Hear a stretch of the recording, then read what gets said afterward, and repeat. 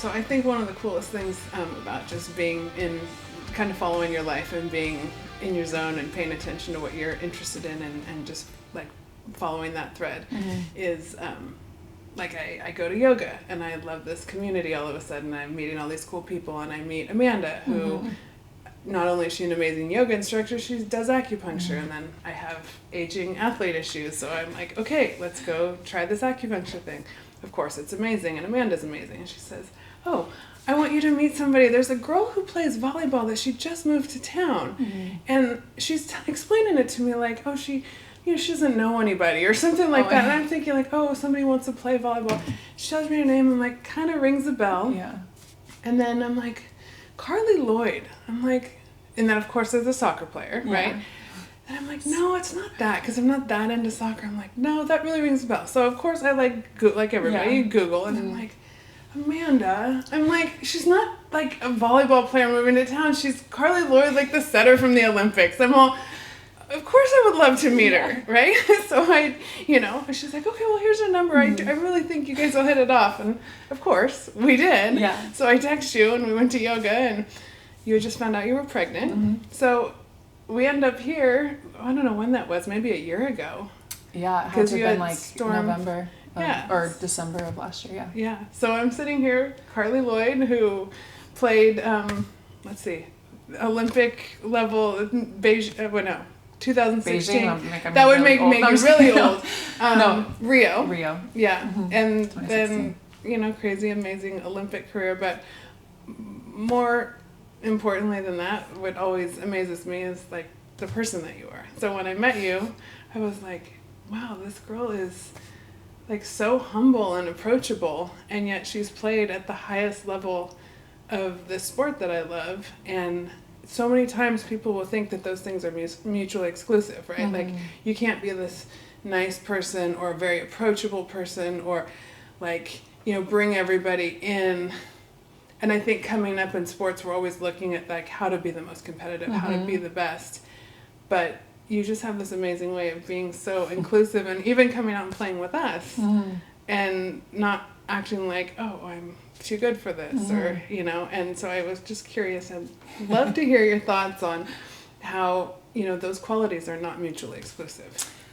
Okay, well, first of all, like when I met you at that time, it was a huge transition for me. So I had just found out that I was pregnant. I was actually about to start a contract overseas and play my 10th season professionally, actually. So when I got back, I was like, really just wanted to keep playing and move my body. And I needed a community to do that with here, because this isn't a place that I had been in the past. I'm here for my boyfriend. And so anyway, when I met you, like we hit it off because we have a lot of the same values and like same interests and stuff. But playing I just wanted to play and have some fun and like keep my body moving. So I was super grateful actually to have met you and to get into that community early on in my pregnancy so that I could play. I played up until I was 7 months pregnant. But when you talk about like these two kind of contrasting ideas, that for me, when I think about that, I think about like the family that I grew up in and the sacrifices that my family members had to make for me to get to where I wanted to be. And it was challenging for our family. And like, I think I started playing this sport when I was really young. I was 11 and I fell in love with it. But I had a parent, and it wasn't my biological parent, my uncle, who had chosen to put his life on hold to help my mom raise my brother and my sister and I. This whole dynamic of like, and I was very aware of it, having a parent that wasn't really supposed to be there really, but he wanted to be there, and he was my mom's brother wanting to help us, and like he believed in me and he was willing to put in time and effort to like help me reach my goals. All of this dynamic, like I think it created like a kind of like an excitement for the sport, but also like an understanding of what sacrifice looked like, what hard work looked like. And he helped me see what was possible and like start building this like foundation for what I could do. And we talked about my dreams all the time. So now you look like fast forward like 20 years of playing this sport, And that is where I came from. And it's, so every person that I come across in this journey, I see hardship, I know hardship, and I see it and I understand it, and I have so much compassion for it. And like, I get emotional even thinking about everyone has a story, and like everyone has something that's happened, and you don't really know that. So I always hold space for that, just knowing that there's a possibility that something isn't okay. And so when you think of like an athlete at the highest level, like they're go-getters on their own, like they have to like grind, and it's true, like it's really hard to get to the top of what you want to do. And like to be at the Olympic level, to go to an Olympics, to earn a medal, to do that was my dream. And it took a lot of sacrifice and all of these things, but I also knew that it took the sacrifices of family members, people that I love more than anything, to get me there too. And so I also have a lot of compassion for my competitors, because I know that they could have similar or more difficult stories than mine. And so maybe that's whenever I met you guys, and I didn't share that I was an Olympian right away. It's not like, it's not the first thing that comes out of my mouth, but when the girls were like, "Oh, you can actually set," I was like, "Yeah." I think I told you I'm not going to tell them about your background because they'll freak out. I can't remember which. It was one of the moms that was in the group, and she was like, "Yeah, I have a daughter, and she plays volleyball," and she's like, "You actually like can like really set the ball, like you." I'm like, "Yeah, I played a long time." She's like, "Yeah, but indoor, right?" Like she didn't no idea who I am, and then I'd get to the point like, "Yeah, well, I did play on the national team for 10 years, and like went to the Olympics, and I played." She's like, "Oh my god!" Like it was just like, wait, what? That's not like what. Yeah, you didn't lead with that. Yeah. Which in today's society, like so much of what we see out there, and I think in social media, like we can often forget that backstory, or like the backstory isn't out there. Right. So holding space for that instead of just leading with like your accolades is, I don't know, for me it's like one of the most refreshing qualities in people, just because eventually you do get to know someone and there's always room to have that conversation. Well, I think it's interesting, I've thought about this not a lot, but more since I haven't been playing, like this is the first year that I haven't been overseas, like grinding, preparing for the next goal. Like I've been pregnant and I've had my daughter, and she's almost 5 months old. So like it's a totally different world. And I feel like it's this, like almost like it's in a segue into like normal life, because when you're an athlete and you're at the highest level, like everyone kind of knows what you're doing. Like the environments you're in, everyone knows your name, knows what you've done, knows like all, but whenever you're just kind of going through a different part of life, like no one really knows who I am, what I've done. And so it's interesting because I don't lead with that. And so it ends up being a surprise for a lot of people. They're like, oh, like someone's like, "Oh, hey, you look like you work out. Where do you work out?" And I'm like, "Yeah, and then I'll share it a little bit and like, "Oh my God, like what you've been," and it's like, it's a really different feeling lately than like what I was in for so long, because when you're in it, you're kind of grinding with the same community for a long time. So do you enjoy the anonymity in that, or does it feel kind of like, because I know as a mom, like I remember being like, nobody cares that you're giving your kid a bath. Nobody cares that you're driving your kid to practice. And there is like a kind of a loneliness that goes with that, being a mom. But then like, and to move between those two worlds to me is like, it could be like, for some people that can be a really big fall off. Well, I think it's definitely been challenging for sure, especially like with the disconnect with my body and like not being able to do the things that I was used to doing. Also just like, I'm very like my ego, like I was really, really good at something and I can't do it at the same level right now. And that's when I go out and like I go to lift or go to play and I'm like, okay, I'm still like in my prime, I'm still young and I still have like all these years, but I'm not where I was a year and a half ago, and like having to rebuild, like there's a lot of, it's really hard. It's huge. And I think, and I didn't realize the like extent of the difficulty in this until now I've been through it. Like you'd think and talk to your teammates about, when do you think you want to, get pregnant and have a baby or start a family, and it's always like, I don't know, because my career, and you have to think about the two, because being pregnant changes your body completely.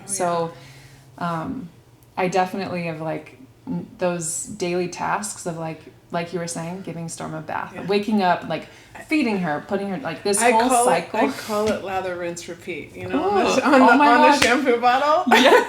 I'm like, that's like that brilliant. is actually, what it is. Yes, it is. It's totally, You're like, yeah. I'm going to do this all over Yep. again. And like this... there's something to that, like being an athlete, but it's about you, right?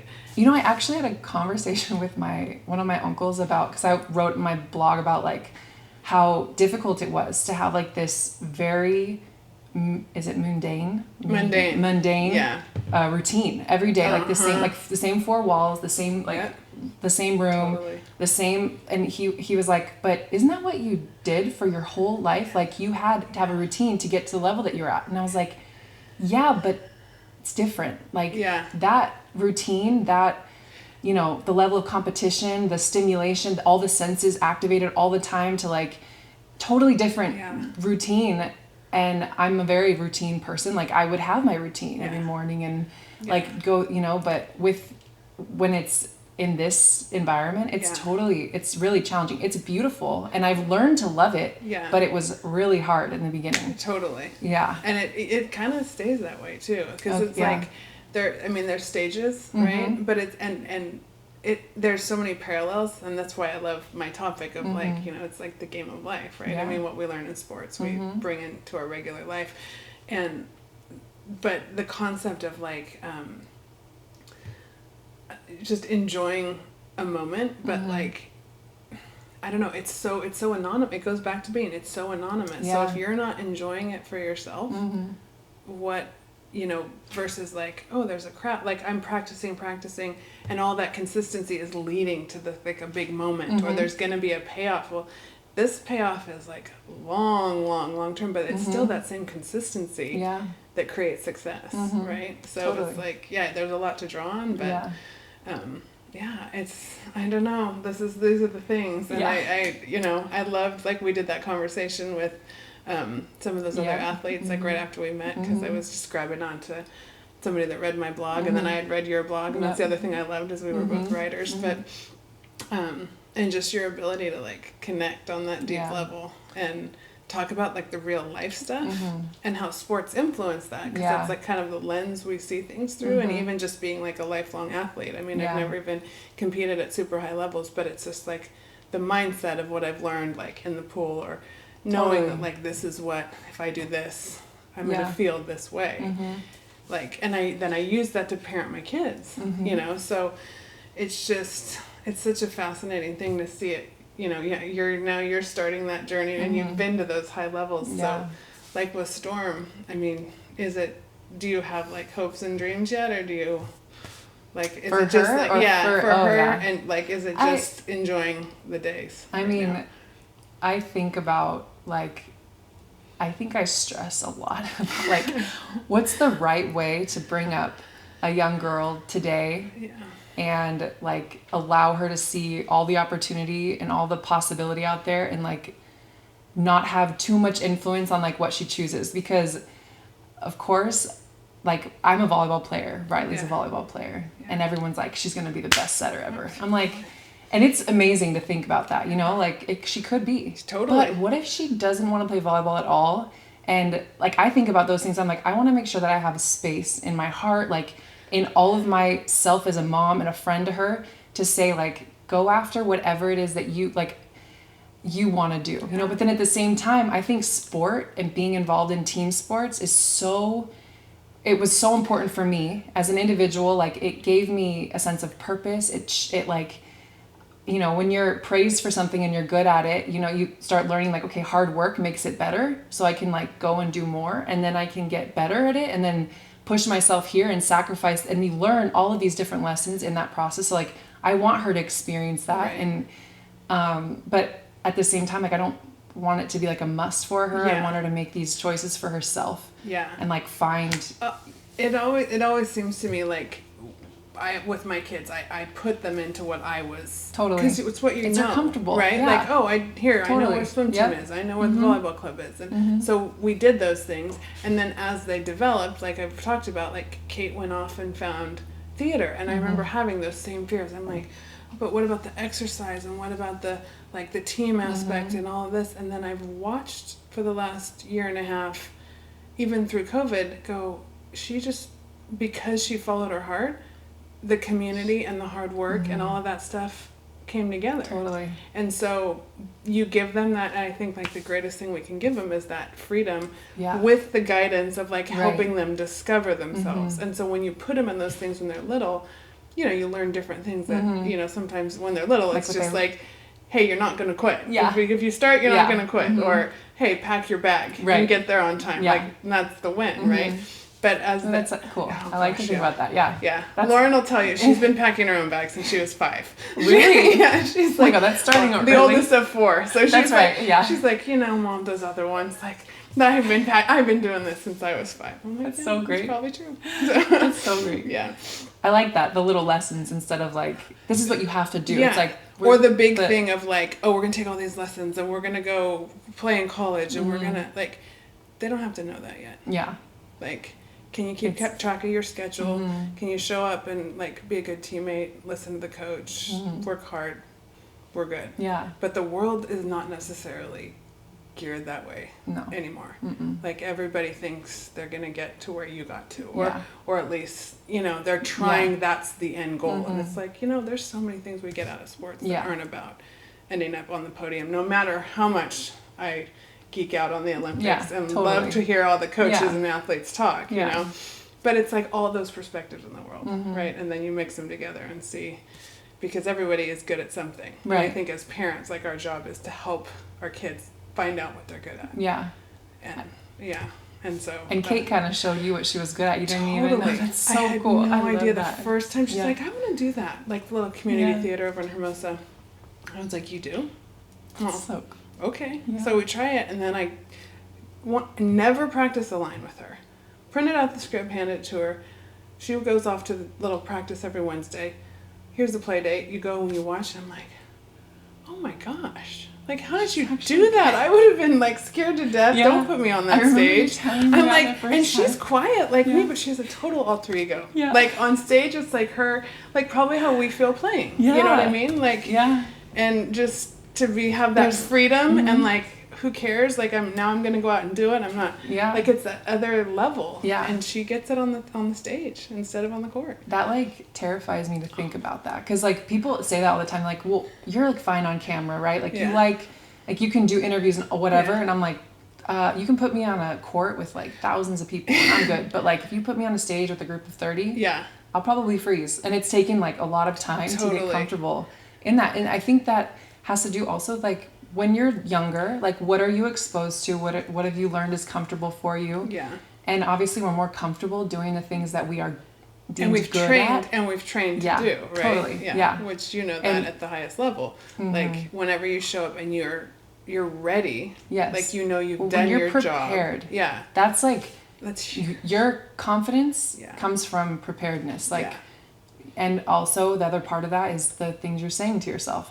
How have you talked to yourself into this moment, Yeah. And then how have you moved your body physically? Have you been practicing well? Do you feel those kinds of things that's where your confidence comes from. So I just going back to Kate, and it's amazing that she can insert herself into something new and feel I got this and I can do this. That's amazing. Yeah. And that, I'm sure that the more she practices it and the more she learns about it, her confidence will grow in it. It's the same thing of the sport or with anything we do. Because it's where, and your motivation's there. Exactly. Right? Yeah. So, it's how much are you going to dedicate to it? Yeah, totally. What do you actually want out of this, you know? Yeah. Yeah.